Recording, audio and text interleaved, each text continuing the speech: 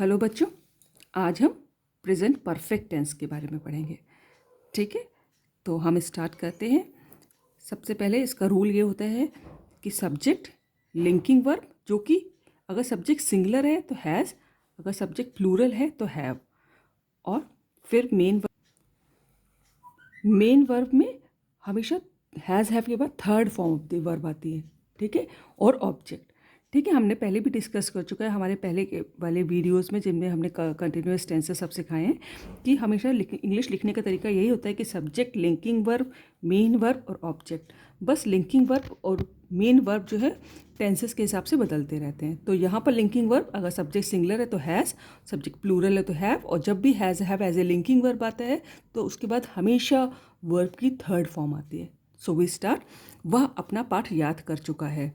ठीक है, तो हम सबसे पहले अपने सब्जेक्ट निकालेंगे बाय आस्किंग हु। क्योंकि कौन अपना पाठ याद कर चुका है, वह। कौन लगा के हम अपना सब्जेक्ट निकालते हैं, तो वह हमारा सब्जेक्ट है। वह की इंग्लिश होती है ही। ठीक है, और हमको मालूम है कि ही, शी और इट हमेशा सिंगुलर माना जाता है या फिर किसी का नाम है। ठीक है, तो ही जो है सिंगुलर है, तो यानी कि हमको हैज़ रखना है लिंकिंग वर्ब, क्योंकि सब्जेक्ट के बाद हम लिंकिंग वर्ब रखते हैं। ही हैज़ याद कर चुका है। सब्जेक्ट जो भी काम करता है वो वर्ब होता है। याद कर चुका है यानी इसकी याद करने को लर्न कहते हैं, और लर्न की तीनों फॉर्में होती, लर्न, लर्न, लर्नड। तो he has learned, main verb आ गया। क्या क्या निकाल गया, हम अपना ऑब्जेक्ट निकाल चुके हैं, अपना पार्ट। ठीक है, अपना पार्ट हमारा ऑब्जेक्ट है। ही हैज़ लर्नड हिज, ही के संग अपने के लिए हिज लेसन। ठीक है, अब अगला देखिए, रूपा अपना गृह कार्य समाप्त कर चुकी है। तो हम सबसे पहले सब्जेक्ट निकालेंगे। कौन अपना गृह कार्य समाप्त कर चुकी है, रूपा।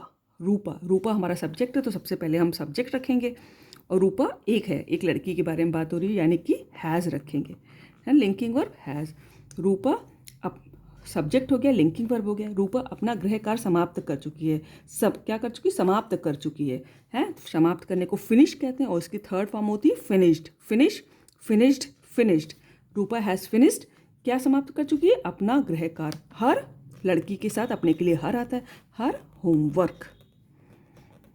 ठीक है, इस ढंग से कितना सिंपल है, रूपा हैज़ फिनिश्ड हर होमवर्क। अगला सेंटेंस देखिए, वे नदी में नहा चुके हैं।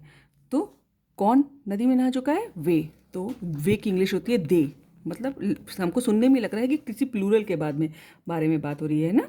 वे नदी में नहा चुके हैं, दे। अब प्लूरल है तो हम अपना लिंकिंग वर्ब रखेंगे हैव। सिंगुलर के संग हैज़ रखते हैं, लेकिन आई, यू, वी, दे हम पहले भी डिस्कस कर चुके हैं कि वो प्लूरल माने जाते हैं। तो हैव, नहाने को कहते हैं बेद, तो they have bathed, third form of the verb.